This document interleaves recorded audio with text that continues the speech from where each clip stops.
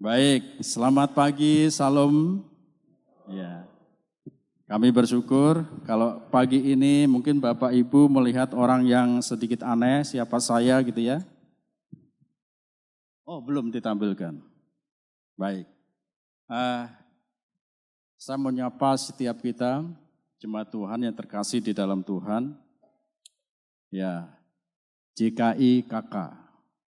Oke, keluarga kerajaan. Ini nama yang keren loh, ya kan? Keluarga kerajaan. Pasti ada maksudnya. Apa namanya keluarga kerajaan? Ya, kalau orang Batak bilang bukan kakak, pasti jemaat KK gitu ya. Kenapa? Keluarga kerajaan. Amin.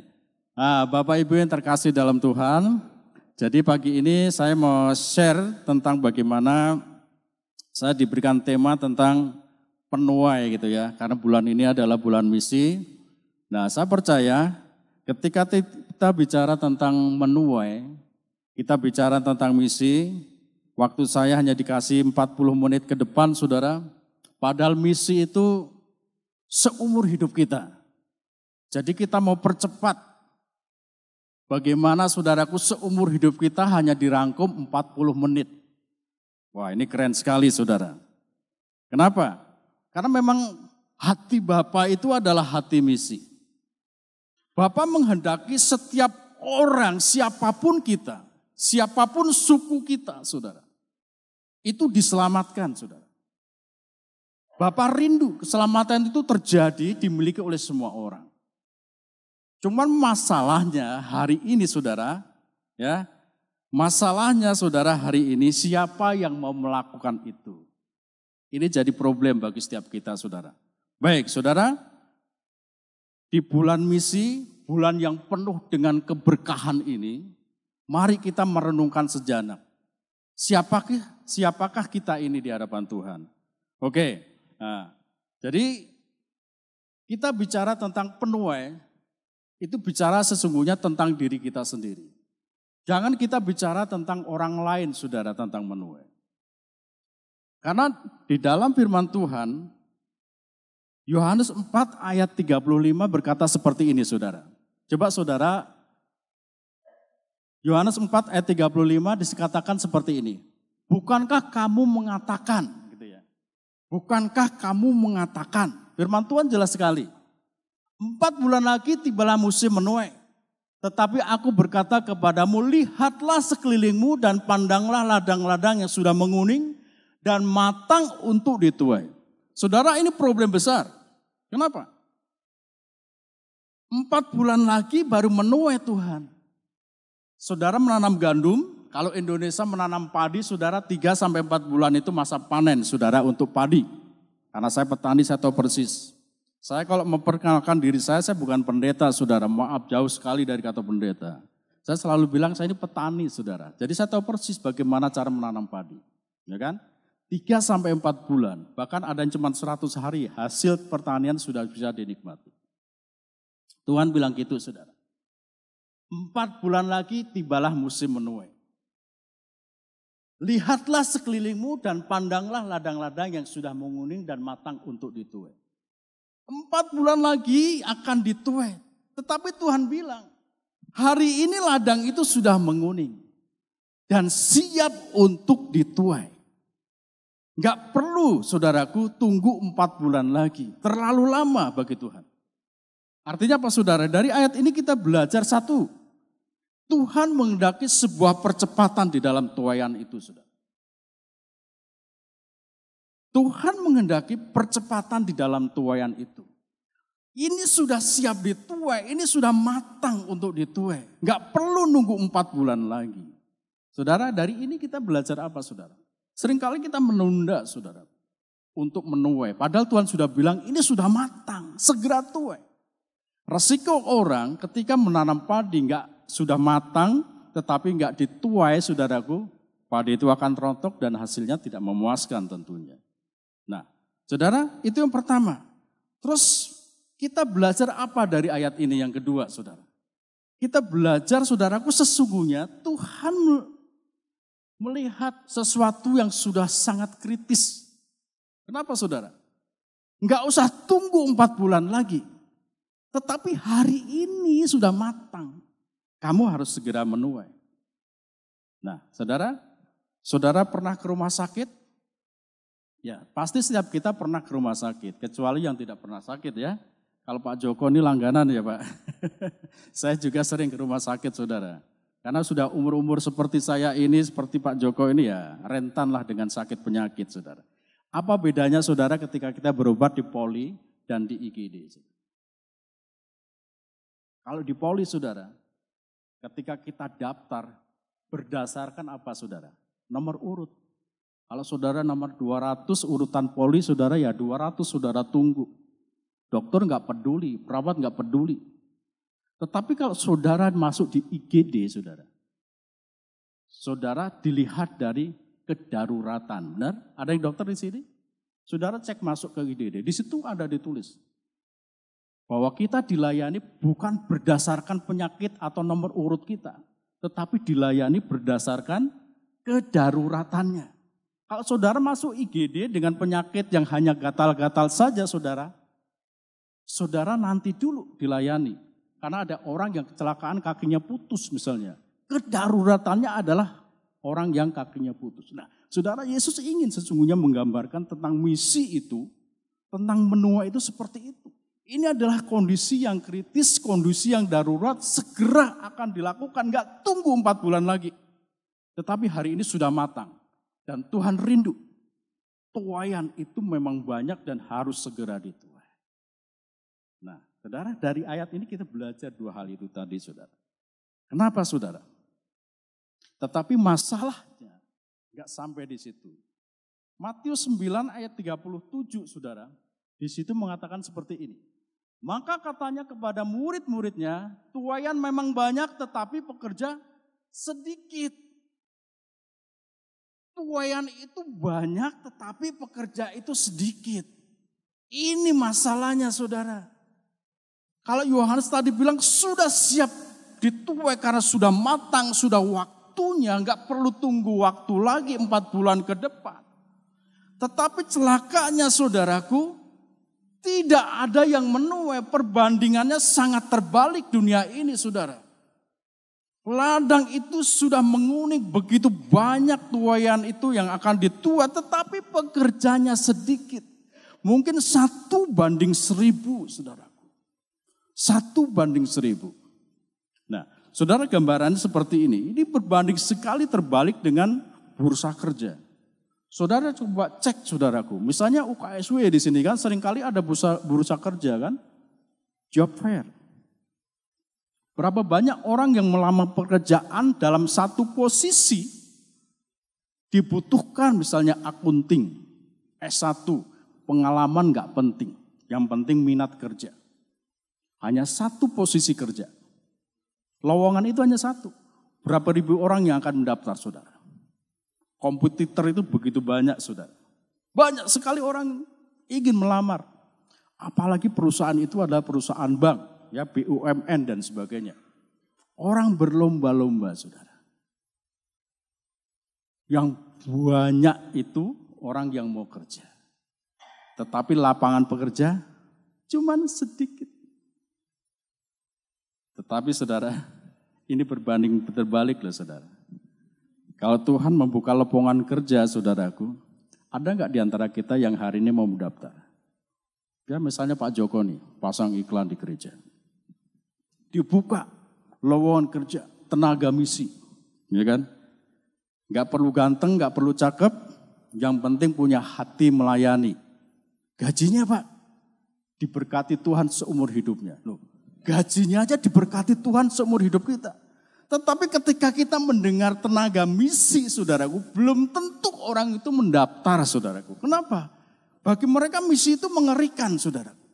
Bagi mereka misi itu menakutkan. Pergi ke lorong-lorong tempat yang nggak jelas gitu saudaraku, pergi ke suku-suku dan sebagainya. Tetapi hari ini saudara saya mau jelaskan sedikit simpel tentang misi. Tadi di awal sudah saya katakan, hati Bapa adalah hati misi. Ya kan? Bapa menghendaki semua orang itu diselamatkan. Siapa yang mau pergi kepada mereka hari ini? Nah saudara, tadi kalau perbandingan itu begitu terbalik, dunia kerja dan dunia misi hari ini, saudara. Ada sebuah statement dan ini yang selalu saya pakai, saudara. Intinya begini, saudara. Misi itu apa sih? Dan siapa pelaku misi? Nah, jadi saudaraku, sobat saudara dengarkan baik-baik ya. Setiap kita yang memiliki Kristus dalam hatinya adalah misionaris, pelaku misi. Setiap kita, ya, setiap kita yang memiliki Kristus dalam hatinya itu adalah misionaris, pelaku misi. Dan ladang misi itu seperti apa, saudara? Ladang misi adalah setiap orang yang hatinya nggak memiliki Kristus, itu adalah ladang misi. Saudara, sesungguhnya misi itu simpel. Kalau kita ini adalah orang yang memiliki hatinya Kristus dan kita disebut sebagai misionaris, pelaku-pelaku misi, pemenang jiwa dan sebagainya. Ladang misi itu mungkin suamimu, mungkin istrimu, mungkin anak-anakmu, keluargamu, tetanggamu, orang-orang yang terdekat dengan kita. Karena mereka nggak memiliki hatinya Kristus. Nah, simple saudara. Jadi Yesus bilang apa pada saat itu? Nggak usah nunggu 4 bulan lagi, kelamaan. Hari ini saja kamu tuai karena itu sudah matang, sudah siap dituai. Saudara butuh waktu untuk memenangkan saudaramu, anakmu, istri atau suamimu, saudara. Mungkin saudara bilang, Tuhan 4 bulan dulu lagi lah. Sama berdoa, saudaraku. Telat, saudara.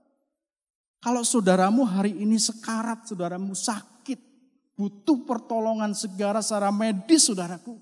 Juga pertolongan yang paling darurat sekalipun dalam hidup dia, Pak, keselamatan.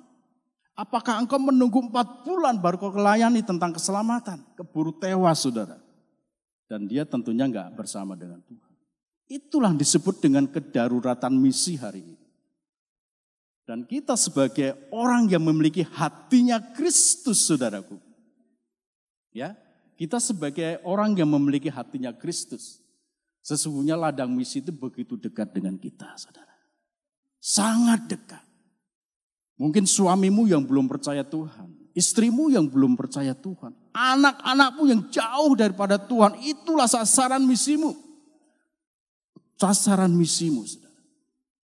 Jadi misi itu sesungguhnya simpel, saudara. Karena Tuhan ketika memberikan firman-Nya, itu enggak ribet, saudara, untuk kita lakukan. Ya.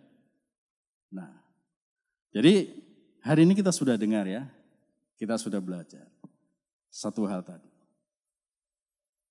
Ternyata memang kedaruratan itu terjadi di keluarga kita, saudara. Dan segera harus ditolong. Jadi saudaraku yang terkasih Tuhan, saya pakai kacamata dulu saudara, karena agak begitu bisa melihat. Maklum sudah tua. Saya udah pensiun saudara, tetapi masih dipakai Tuhan seumur hidup saya. Amin. Nah, sekarang pertanyaannya begini saudara. Bagaimana caranya saudara? Untuk kita bisa menjangkau mereka. Ya, sesungguhnya simpel saudara caranya.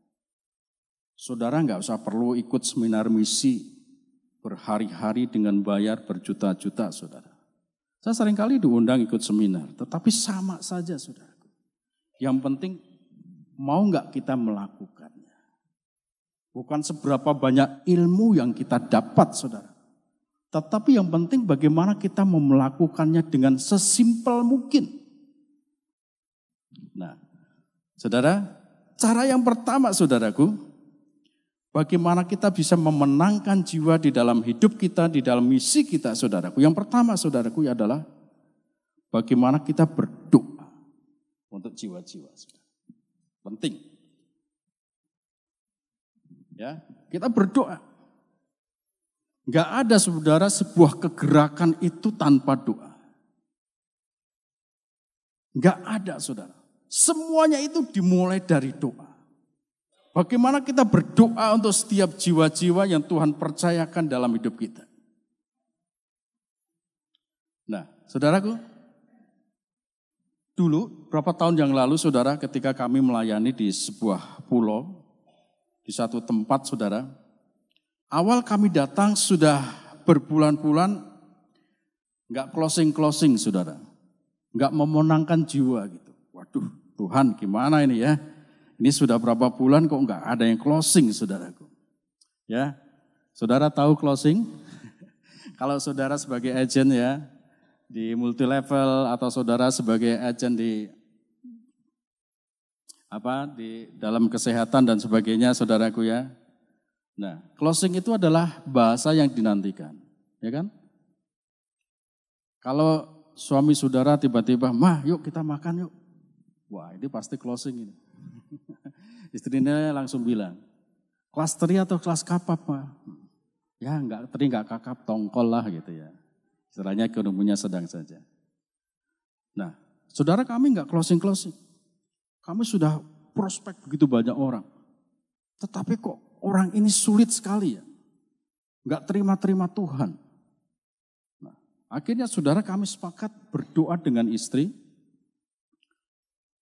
Tuhan, taruh di hati kami jiwa-jiwa yang akan kami layani. Enggak lama saudara setelah kami berdoa sepakat dengan istri saudara, Tuhan kirim satu keluarga saudara.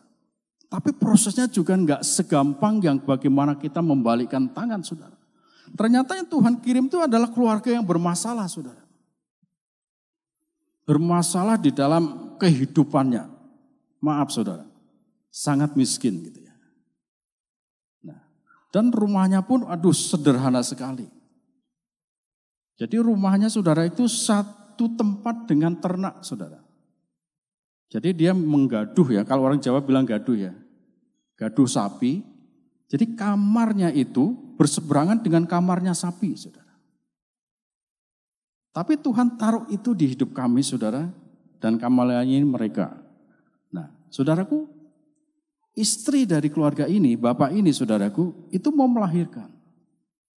Gak punya BPJS, gak punya uang mau melahirkan, tapi Tuhan ketika kami berdoa Tuhan taruh keluarga ini. Akhirnya kami ya lakukan saja saudara, kami berdoa untuk keluarga ini. Proses kelahirannya begitu cepat saudaraku, dan kami harus membayar sejumlah dana karena jam persalnya terlambat diurus saudara ya. Jaminan persalinan itu terlambat diurus. Akhirnya kami yang mengurus semuanya. Singkat cerita saudara, ketika keluarga ini sudah membawa anaknya di rumah, mereka bingung bagaimana cara memandikan anak. Waduh, keluarga punya anak nggak bisa memandikan anak. Akhirnya selama 3 bulan saudaraku, istri saya jadi volunteer. Setiap pagi memandikan anaknya. Setiap pagi cara menyusui itu seperti apa. Dikasih tahu. Nah, singkat cerita saudaraku, ketika kita melayani keluarga ini saudara, bapaknya ini sakit saudara. Dia punya BPJS tetapi sudah terlambat 2 tahun. Dan kami harus bayar sekian juta saudaraku untuk BPJS ini. Waduh, kami gak punya uang. Sakitnya apa saudara? Sakit hernia, turun bro, orang Jawa bilang ya, turun brok gitu ya. Gak bisa jalan saudara. Akhirnya malam itu saudara kami datang, kami doakan keluarga ini. Nah keluarga ini punya warung kecil saudara, kecil, jualannya cuma teh, kopi gitu ya, kecil gitu warungnya. Saya bilang, "Pak, besok harus operasi. Kalau nggak operasi bahaya." Waduh, gimana ini? Kami nggak punya uang, kami harus bayar BPJS. Saya cek BPJS-nya sudah menunggak 2 tahun, saudara. Ya sudah, kita berdoa ya. Mau berdoa? Mau. Saya berdoa dalam nama Isa. Dalam nama Isa Al-Masih, sembuhkan penyakit hernia ini. Dalam nama Isa Al-Masih. Amin. Cuman simpel saudara. Tanpa dia sadari bapak ini, tiba-tiba dia berdiri bangkit. Dia nggak sadar saudaraku, dia tuh sakit. Dia tuh nggak sadar kalau dia tuh nggak bisa jalan, saudara. Tiba-tiba bangkit karena ada orang yang mau beli sesuatu di warungnya. Dia melayani saudaraku orang itu saudara di warungnya. Saya sama istri saya, sembuh nih, sembuh nih. Oke, akhirnya kami pulang. Besoknya saudara, Ketika kami berkunjung untuk memandikan anaknya lagi, karena setiap pagi kami ke sana memandikan anaknya. Bapak itu sudah lari dari kebun. Pak Tony, saya sembuh, saya sembuh. Saya tanya, siapa yang menyembuhkan kamu? Dia diam. Kemudian yang menyembuhkan itu adalah Isa Al-Masih.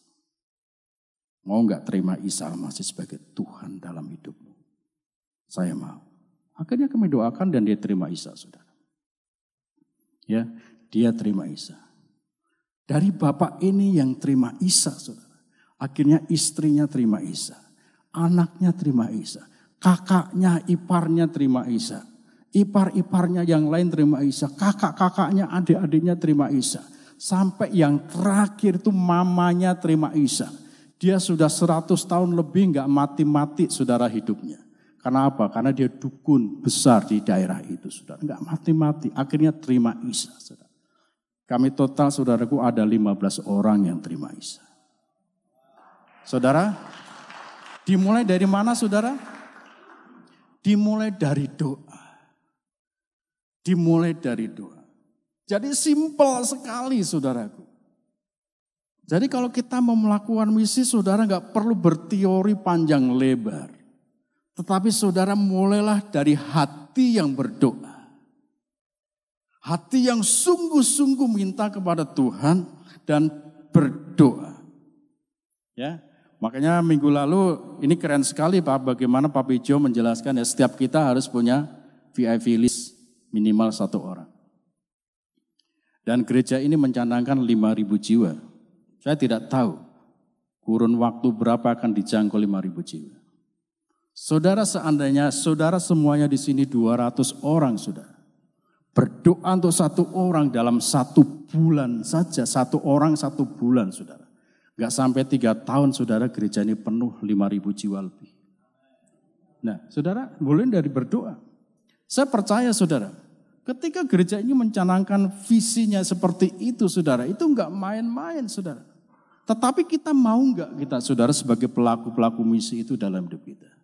Dimulai dari mana? Dari diri kita, saudara. Seperti yang saya tadi bilang. Misionaris itu adalah setiap kita yang memiliki hatinya Tuhan.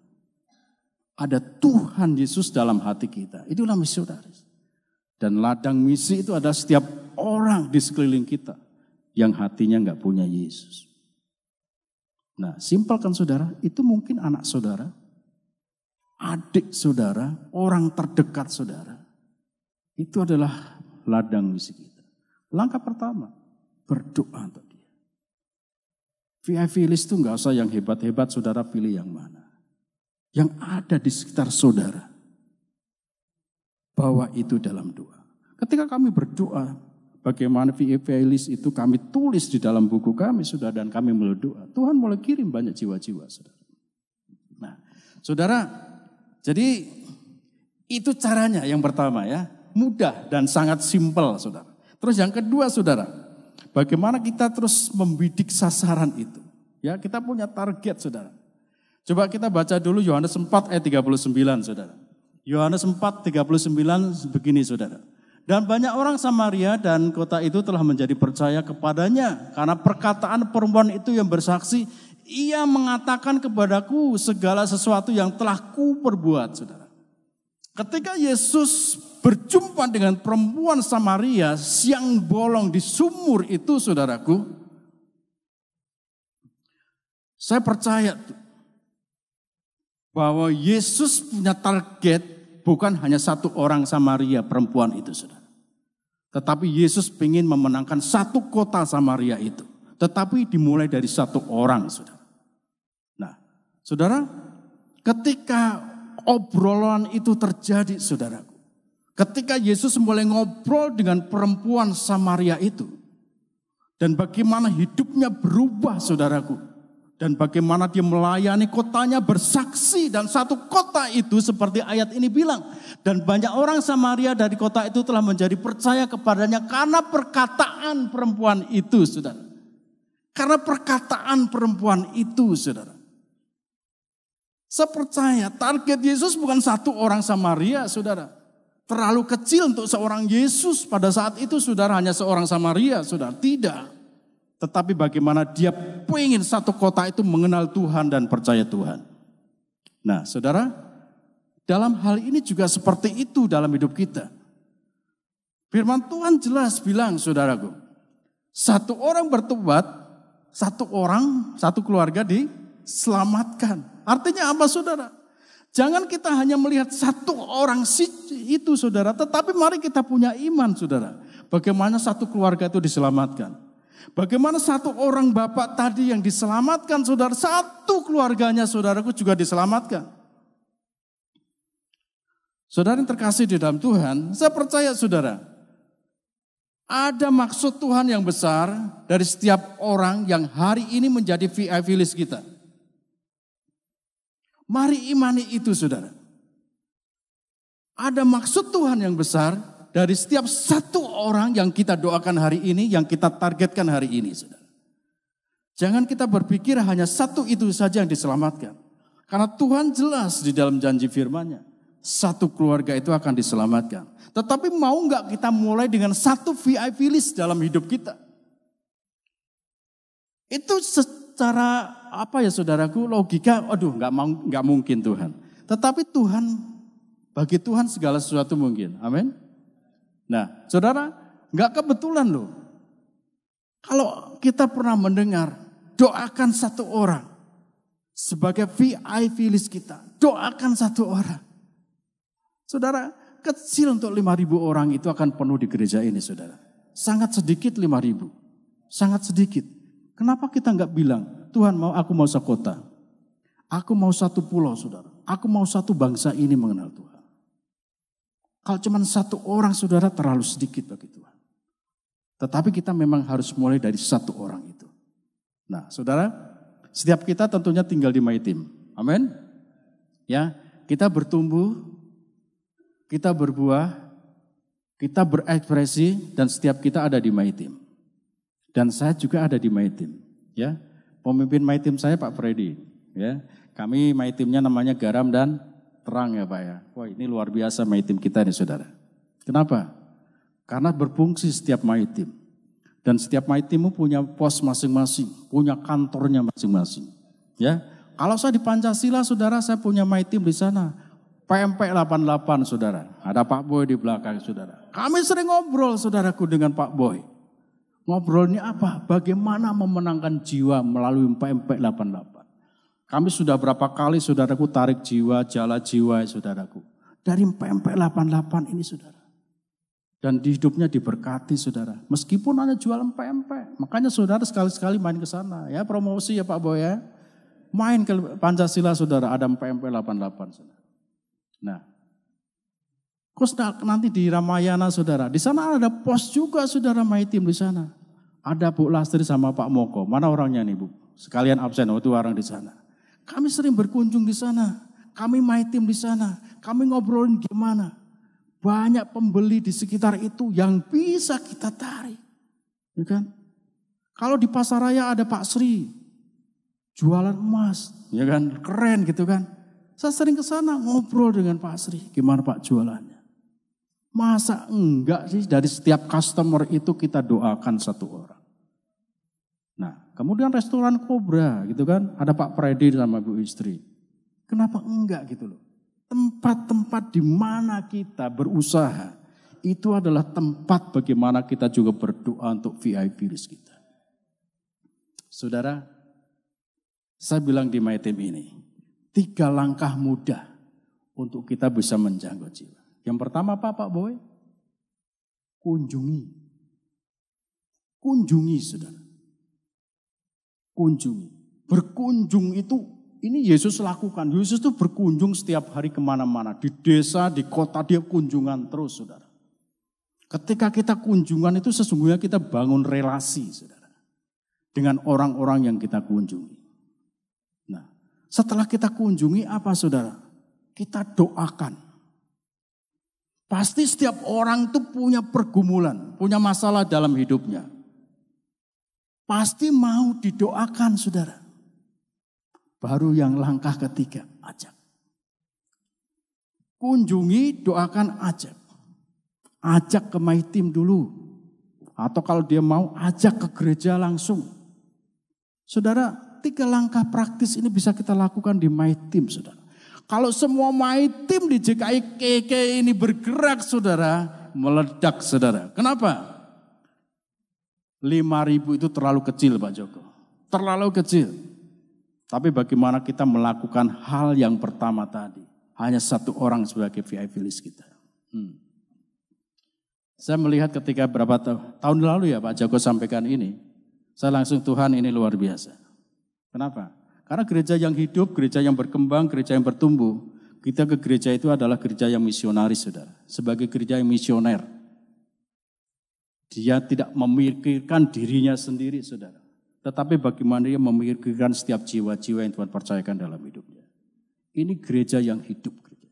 Gereja yang akan terus berkembang, yang akan maju. Nah, saudara, masih berapa menit ini ya?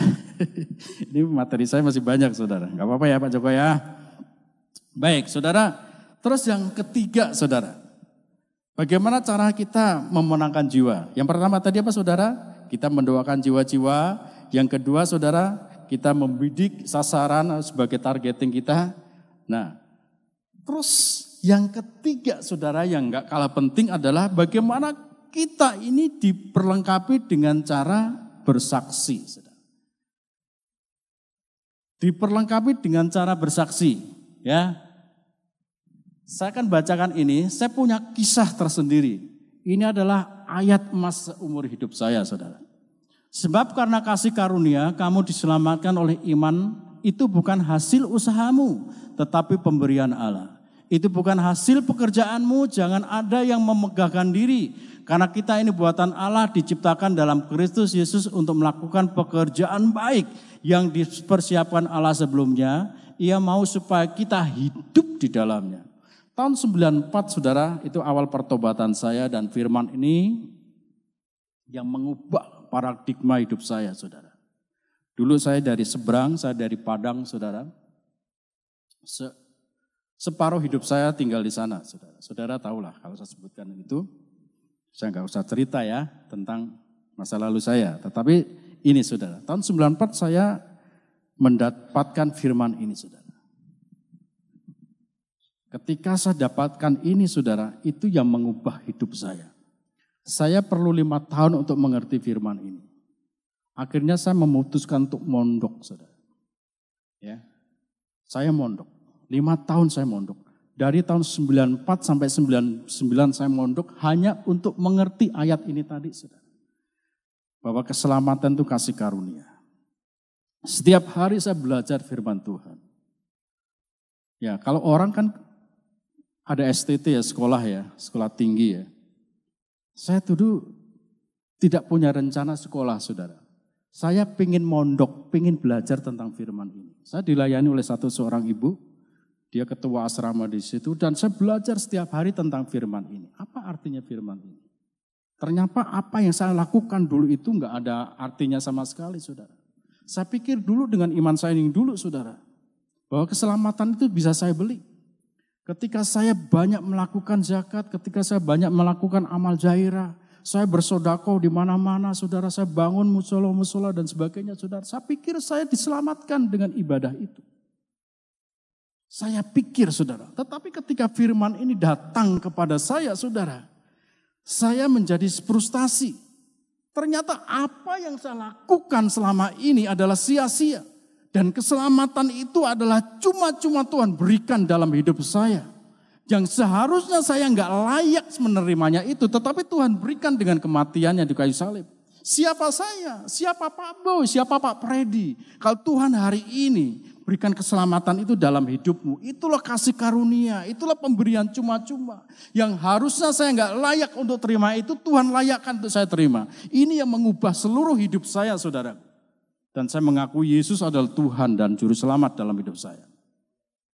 Nah, singkat cerita saudaraku tahun 99 saya clear dengan ini. Dan saya minta untuk dibaptis. Dan saya menjadi orang percaya dan akhirnya atribut saya diganti. Dari M menjadi K. It's okay, enggak masalah bagi saya. Nah, kemudian saudaraku tahun 2000 saudaraku. tahun 2000 awal, saya ketemu pacar saya pada saat itu. Di sebuah gereja, saudara. Nah, saudara itu pacar saya ya, baju putih. Di antara dua anak itu, jagoan kami, saudara. Dia juga dalam posisi yang galau, saudaraku. Kenapa? Karena dia baru putus dari pacarnya. Gak apa-apa ya Mas, saya cerita dikit. Nah, awal kisah kami dimulai, saudara. Kami cuma kenal saja. Karena gereja dia yang dilayani itu adalah gerejanya kecil, hanya berapa jemaatnya saja. Saya ke situ, saya kenal hamba Tuhannya. Saya hanya ibaratnya magang. Pengen melayani itu seperti apa. Disitulah awal kisah cinta kami, saudara. Nah, tetapi saudaraku, yang membuat hidup kami semakin bergairah, saudaraku, melayani Tuhan. Ketika kami sudah berkeluarga, kami masih punya anak kami yang kecil. Adam waktu itu masih berapa bulan kita tidak tahu, saudara. Jadi kami tertantang untuk bagaimana kami melakukan misi. Ya, kami melakukan misi. Nah, saya undang dulu, izinkan istri saya boleh maju ke depan. Dia akan cerita, saudaraku. Saya harus selalu pegang tangan dia, saudara. Karena kami ini ministry dan kami punya hati yang chemistry, saudara.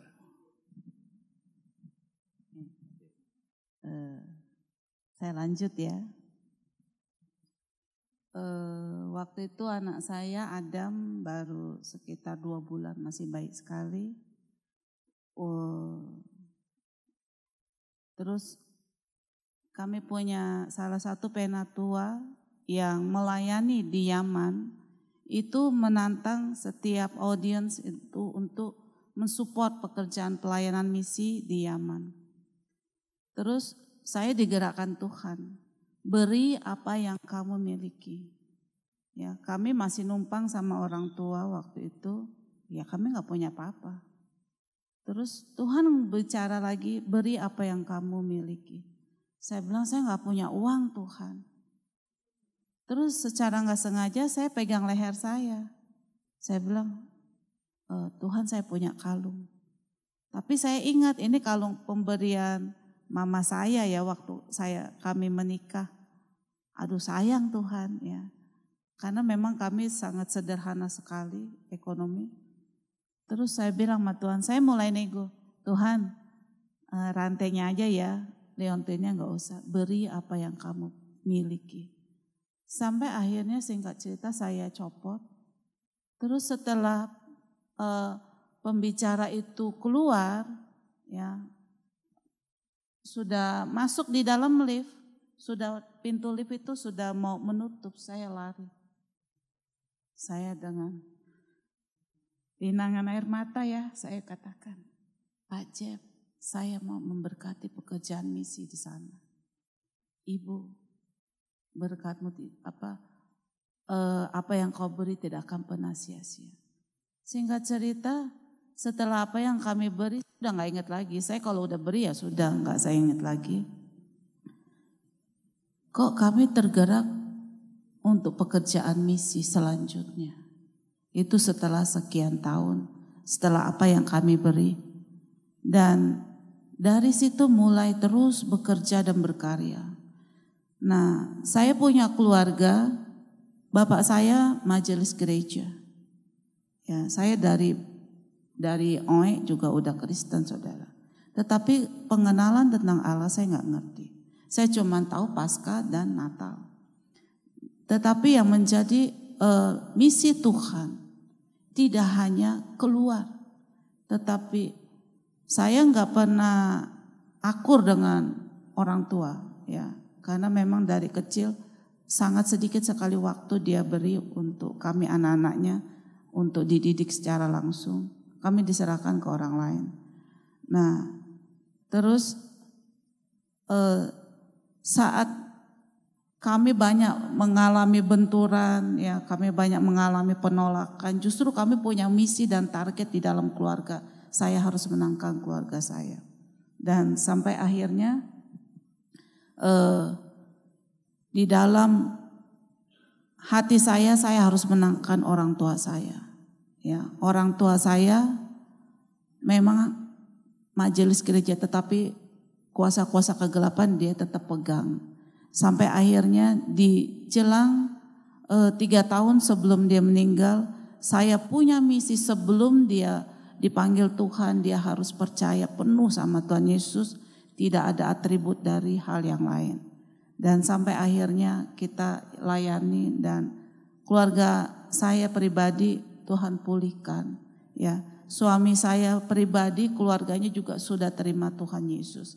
Itulah yang kami mulai kerjakan sampai akhirnya Tuhan bawa ke tempat yang lain.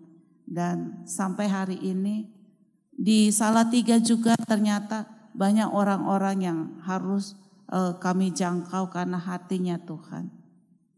Terima kasih. Oke. Mau duduk sini, mau duduk atau tetap berdiri? Oke, saudara, biar dia berdiri menemani saya. Kalau saya ditemani itu tambah pede, saudara. Nanti tambah panjang khotbahnya. Oke, saudara, ya, diperlengkapi dengan cara bersaksi.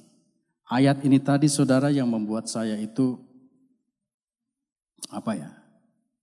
Yang pertama itu membuat saya itu rasa berhutang. Rasa berhutang kepada Tuhan. Saya gak merenungkan firman ini pasti apa ya? Terharu, bangga. Wih, Tuhan tuh keren banget loh. Ya kan? Saya yang seharusnya gak layak. Gak layak terima keselamatan itu.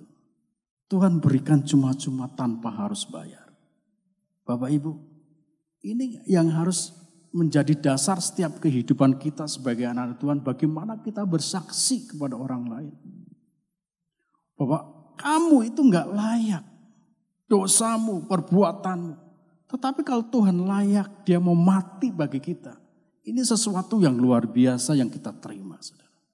Makanya sepanjang umur hidup saya bilang sama Tuhan, Tuhan saya berhutang. Saya berhutang kepada Tuhan. Karena Tuhan berikan itu bagi saya.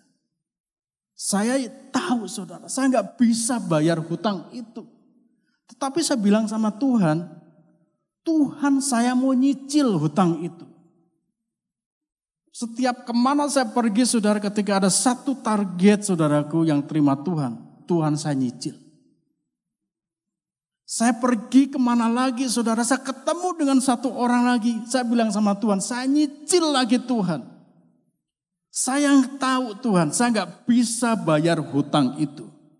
Tetapi seumur hidup saya mau nyicil kepada Tuhan. Saudara, secara organisasi di bulan Maret kemarin kami sudah pensiun. Saudara. Kami sudah pensiun, sudah selesai saudara di lembaga itu. Tetapi saya terus mau menyicil sama Tuhan. Seumur hidup saya. Tanggal 24 nanti kami mau ke Jakarta, 28 kami mau ke Kalimantan, kita mau trip ke sana. Saudara nanti doakan saya. Dalam rangka nyicil saudara. Saudara ini berhutang loh sama Tuhan. Saudara bisa duduk diam mendengarkan firman hari ini, saudara ini berhutang sama Tuhan. Yang di bawah, yang di atas semuanya berhutang. Dan saudara yakini saudara gak bisa bayar hutang ini. Saudara hanya bisa nyicil. Makanya saudara punya VIP list, minimal 1 saudaraku. Itu baru cicilanmu yang pertama loh saudara. 1 itu hanya cicilanmu yang pertama. Umur saya 55 saudara. Kalau saya dikasih umur sampai 70 misalnya. Saya hanya perlu waktu 15 tahun saudara menyelesaikan 70. Ya kan? Nah, kalau selama 15 tahun saudara minimal misalnya 1 tahun atau 1 tahun tuh 5 atau 10 orang saya bisa nyicil saudaraku. Puji Tuhan, alhamdulillah saudara. Nah saudara, itu saudara membuat saya selalu berhutang. Makanya saya selalu pergi kemana-mana dan saya bersaksi. Ya, bersaksi. 3 menit kesaksian yang menurut Pak Joko minggu lalu. Yang pertama bicara apa saudara menit pertama? Siapa kamu dulu sebelum kenal Tuhan? Menit berikutnya, 2 menit berikutnya apa saudara? Siapa kamu hari ini setelah terima Tuhan? Menit ketiga saudara bisa lakukan itu. Ya kan? Nah, itu yang pertama saudara. Diperlengkapi dengan cara bersaksi, Efesus 2 ayat 8-10 tadi saudara, kasih karunia Tuhan itu bagi kita, keselamatan itu diberikan. Terus yang kedua saudara, ketika saya menggenapi, dalam pengertian begini, ketika saya menghidupi firman ini saudara, saya setiap hari belajar apa yang namanya chemistry dengan Tuhan. Saudara tahulah chemistry itu. Ketika saya chemistry dengan istri saya, saudara, lahir anak-anak biologis kami. Ya kan? Adam Sandi dan Jonathan Geriso. Itu anak-anak kami, saudara. Dia generasi setelah kami. Ketika kita chemistry dengan Tuhan, maka akan lahir anak-anak rohani.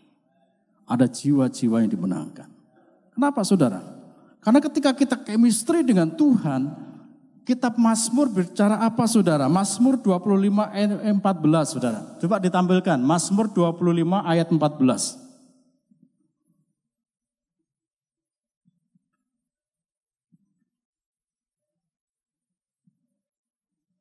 Oke. Mazmur dulu. Mazmur 25 ayat 14.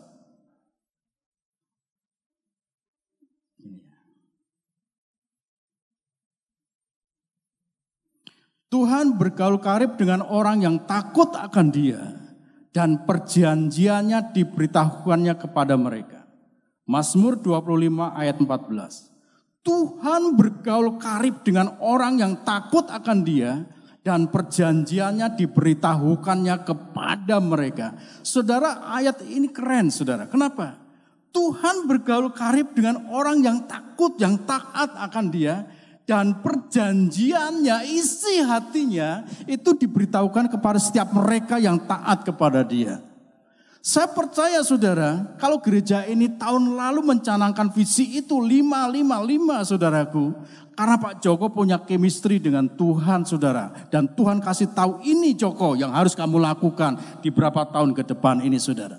Karena perjanjiannya itu diberitahukan kepada orang yang mengasihi Dia. Orang yang taat kepada Dia. Saudara, itu namanya chemistry. Gak ada lagi jurang pemisah. Nah saudara, kalau kita punya chemistry dengan Tuhan itu luar biasa. Kenapa saudara? Yang pertama, chemistry itu melahirkan ketaatan saudara. Chemistry itu melahirkan ketaatan. 2 Timotius 2 ayat 4 bilang begini, seorang prajurit yang sedang berjuang tidak memusingkan dirinya dengan soal-soal penghidupannya, supaya dengan demikian ia berkenan kepada komandannya. Chemistry menghasilkan ketaatan saudara. Berapa tahun yang lalu saudaraku, tiba-tiba bos saya, pimpinan saya bilang begini saudara. Pak Tony, kamu pergi ke Kalimantan. Saya nggak tanya mau ngapain di Kalimantan. Dulu saudaraku, sebelum saya hari ini saudara, saya ini tukang bor air saudara. Mau manual maupun yang modern saya tangani semua. Saya tukang bor air saudara. Jadi ketika bos saya bilang, Pak Tony kamu ke Kalimantan, saya tahu berarti saya mau ngebor air. Cuman itu saja saudara. Cuman yang jadi masalah saudaraku, kondisi di sana itu yang sangat tidak bisa saya bayangkan. Nah, oke. Pak Tony pergi ke Kalimantan. Ini tiket. Saya lihat saudaraku, hanya 2 orang yang diutus ke sana, saya dengan salah satu teman saya. Dan tiketnya itu saudaraku jam 6 pagi. Berarti saya harus siap-siap sekitar jam 3 untuk pergi ke bandara saudara. Oke bos, saya bilang nanti siapa yang jemput, pokoknya ada. Pokoknya ada saudara. Oke, hari itu saya ke bandara saudara dan saya kaget. Ternyata teman saya sudah ada di sana saudaraku. Saya tanya, jam berapa kamu datang? Jam 12 Pak. Wih, pesawat jam 6 kamu jam 12 sudah sampai di sana. Ngapain kamu? Saya takut ketinggalan pesawat Pak. Dan rupanya teman saya itu baru kali itu mau terbang naik pesawat saudara. Jadi wajar saudaraku jam 6 berangkat saudaraku, jam 12 malam sudah sampai di bandara saudara. Tidur di sana. Jadi lampu-lampu itu masih belum nyala saudara, sudah sampai di sana saudara. Wes rapopo katanya. Yuk, akhirnya kita boarding. hanya perlu 1 jam lebih saudara dari Cengkareng itu Bandara Soekarno-Hatta sampai di Supadio, Kalimantan Barat, saudara Pontianak. Nah, kami dijemput dengan orang yang tidak kami kenal, saudara. Tidak kenal. Dia hanya menuliskan dengan selembar kertas, Pak Tony, garis miring Pak Bangun. Nah, nama teman saya Pak Bangun, saudara. Oke, akhirnya kami dijemput. Karena kami mau ngebor air, saudara, kami nggak bawa peralatan dari Jakarta. Kami mendadak beli Tuhan peralatan bor itu, saudaraku, di Pontianak. Saya bilang sama drivernya, antar saya ke toko paling besar di Pontianak di mana? Diantar, saudara. Kami nggak mungkin bor mesin, saudara. Pasti bor manual, saudara. Saya tanya kondisinya di sana. Di sana airnya dalam atau dangkal? Ya lumayan dangkal, Pak. Oke, berarti saya hanya perlu 4 stang bor. Galvanis medium A itu cukup berat, 1/4 in. Kami bawa terus hanya berapa set bor, stang bor, ragum, saudara, penjepit dan sebagainya. Saudara tanya apa tentang itu saya tahu. Singkat cerita, kami naik mobil itu di satu titik. Dari Pontianak ke titik pertama itu berapa jam, saudara? 6 jam. Naik pesawat cuma 1 jam lebih, saudaraku. Dari bandara ke titik itu 6 jam. Kami naik mobil yang sudah kondisinya sungguhnya tidak layak, saudara. Tetapi karena taat kami pergi, saudara. Dari titik itu kami berhenti, saya pikir sudah selesai, sudah sampai, saudara. Ternyata belum, saudara. Masih harus naik ojek 2 jam, saudaraku. Kami pakai peralatan bor yang berat itu, saudaraku. Dengan perlengkapan yang begitu berat, kami harus naik ojek 2 jam. Hujan deras, berapa kali kami jatuh, bangun. Memang kebetulan nama teman saya Bangun, jadi jatuh ya bangun lagi dia. 2 jam naik ojek, jalannya nggak ada jalan yang bagus, saudara, itu hanya papan ulin, saudaraku, yang hanya 30 cm, 40 cm ya papannya, 30 lah. Itu jalannya 2 jam itu seperti itu. Sampai di titik kedua, saudaraku, saya pikir sudah sampai 2 jam naik ojek, ternyata kami harus jalan lagi, jalan kaki 2 jam, saudara. Sampai titik terakhir. Aduh, saudara, ini yang jalan kaki 2 jam, stang bor panjang-panjang, berat, saudara, alat bor, saudaraku, semuanya harus kami panggul, saudara. Tapi kami belajar mau taat. Tuhan, kasih karunia kalau sampai hari ini saya bisa di dalam hutan. Di sana, saudara, kami disambut oleh masyarakat yang begitu banyak. Jam 1 malam kami baru nyampe. Jam 6 pagi kami dari Jakarta, jam 1 malam baru sampai ke titik di mana kami mengebor air, saudara. Wah, mereka senang kedatangan orang jauh dari Jakarta gitu, saudaraku ya. Akhirnya, saudaraku, kami dikasih kopi. Enak sekali, nikmat. Lapar kan, saudara, ada pisang goreng, singkong goreng, nikmat. Besok pagi, saudara, saya bangun sekitar jam 6. Saya mau ke toilet, saudara. Kok mules gitu perut saya. Saya tanya, di mana kamar mandi? Di belakang, Pak. Saya tanya lagi, kamar mandi di mana? Di belakang, Pak. Gak ada kamar mandi. Ya itu, sepanjang sungai itu kamar mandi, Pak. Sumurnya mana? Ya itu, Pak. Jadi semalam saya minum kopi, ya air itu, Pak. Waduh, butek sekali. Dan maaf, saudara, kalau saya BAB, saudara, saya harus pakai tongkat, saudara. Kenapa?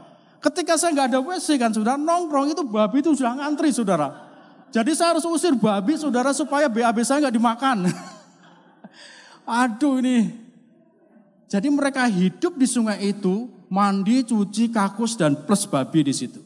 Makanya, saudara, stunting dan angka kematian bayi itu tinggi sekali. Baru saya tahu, saudara, kenapa kami di sana tuh bikin sumur, saudaraku. Supaya mereka hidup sehat. Nah, saudara, singkat cerita, saudaraku, kami ditonton ketika bikin sumur. Ya kan? Karena mereka aneh, bikin apa, dipantek-pantek, didorong-dorong gitu kan. Waduh. Kami akhirnya bikin 4 unit sumur pompa. Pompa tangan, saudara, kalau dulu ya, zaman kita, saudaraku, zaman kita masih muda, ada pompa tangan, ya, pompa dragon itu, hand pump itu, saudara. Itu yang kami bikin. Tapi dari situ, saudara, kami melihat. Sejarah mencatat, saudara, angka kematian bayi langsung turun drastis. Dan mereka yang dulunya nggak kenal Tuhan, mereka percaya dan ada satu gereja dibangun. Ini keren, saudara. Dimulai dari mana, saudara? Ketaatan. Dan kami punya kisah-kisah yang unik di situ. Jadi teman saya itu melayani di situ lebih dulu, saudara. Buka sekolah. Dari kelas 1 sampai kelas 6, saudara. Dia kepala sekolahnya, dia wali muridnya, dia penjaga sekolahnya, semuanya. Dari kelas 1 sampai kelas 6, saudara. Ada ruang kelas, ada 6 kelas. Wah, saya geleng-geleng, kamu hebat. Baru kali ini saya temukan guru multifungsi. Kepala sekolah, penjaga sekolah, TU, saudara dari kelas 1 sampai kelas 6, saudara. Ada guru di sini? Saya percaya saudara 1 bulan di sana gak sanggup, saudara. Minta pulang pasti. Ya kan? Di sini nangis, wah dia ke sini. Di sini rewel, wah di sini main thread, saudara di mana-mana itu, waduh ribut sekali. Sampai pada satu titik dia absen memperkenalkan, ini loh ada guru dari Jakarta. Wih kita bangga kan diperkenalkan guru dari Jakarta. Akhirnya absen lah gitu ya. Di sana unik-unik namanya saudara. Kancil. Wih, ada orang namanya Kancil saudaraku. Saya juga kaget kok ada orang namanya Kancil. Jadi sana itu segini saudara. Kalau mamanya sedang hamil, bapaknya dapat kancil berburu, nanti anaknya lahir akan kancil. Tapi untung gak ada namanya babi saudara.